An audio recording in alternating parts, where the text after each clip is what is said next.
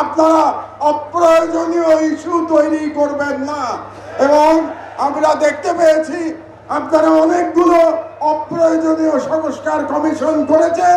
এই সমস্ত সংস্কার কমিশনের কোনো প্রয়োজন ছিল না।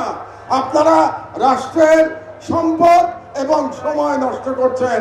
আমার অনুরোধ, এই সমস্ত কমিশন আপনারা বাতিল করে দেন।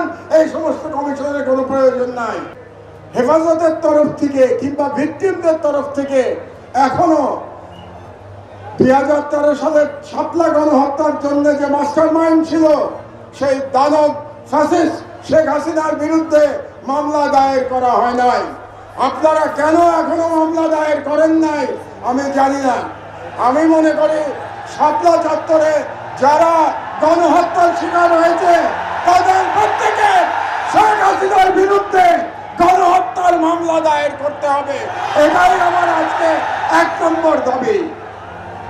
দ্বিতীয় যে কথাটি আপনাদেরকে আমি বলতে চাই, আমরা মুসলমান, উম্মার প্রতি আমাদের ভালোবাসা থাকতে হবে।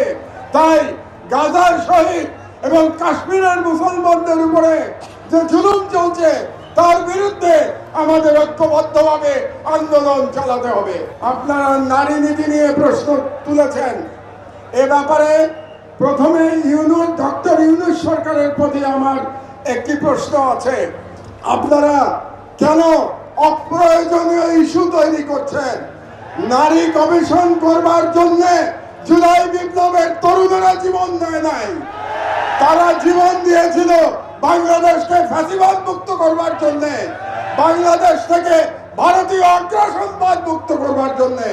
কাজেই আপনারা সরকারে বসেছেন যাতে করে বাংলাদেশে আর ফ্যাসিবাদ ফিরে আসতে না পারে। আপনাদের দায়িত্ব শুধুমাত্র সেই সংস্কারগুলি করা যে সংস্কারের মাধ্যমে বাংলাদেশে ফ্যাসিবাদের পুনরুত্থানের পথ আমরা বন্ধ করতে পারবো। কাজেই ডক্টর ইউনূস সরকারের প্রতি আমার বাংলাদেশের একজন প্রবীণ নাগরিক হিসেবে পরামর্শ থাকবে, আপনারা অপ্রয়োজনীয় ইস্যু তৈরি করবেন না। এবং আমরা দেখতে পেয়েছি আপনারা অনেকগুলো অপ্রয়োজনীয় সংস্কার কমিশন করেছেন। এই সমস্ত সংস্কার কমিশনের কোনো প্রয়োজন ছিল না। আপনারা রাষ্ট্রের সম্পদ এবং সময় নষ্ট করছেন। আমার অনুরোধ, এই সমস্ত কমিশন আপনারা বাতিল করে দেন। এই সমস্ত কমিশনের কোনো প্রয়োজন নাই।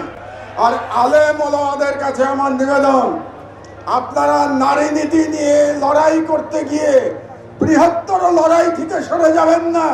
আমাদের বৃহত্তর লড়াই ভারতীয় সাম্রাজ্যবাদের বিরুদ্ধে লড়াই। আমাদের বৃহত্তর লড়াই ইসলামের জন্য আমাদের লড়াই। আপনারা যদি নারী নীতির মতো একটা ইস্যু দিয়ে আন্দোলন করেন তাহলে আমাদের যে বৃহত্তর আন্দোলন এটা ক্ষতিগ্রস্ত হবে। কাজেই নারী নীতির অবশ্যই আপনারা প্রতিবাদ করবেন, কিন্তু তার মানে এই না যে আমরা মূল লড়াই থেকে সরে যাব। মূল লড়াই থেকে আমাদের সরে যাওয়া যাবে না। এই জন্যে আপনাদের কাছে আমার আহ্বান, আপনারা ঐক্যবদ্ধ থাকবেন।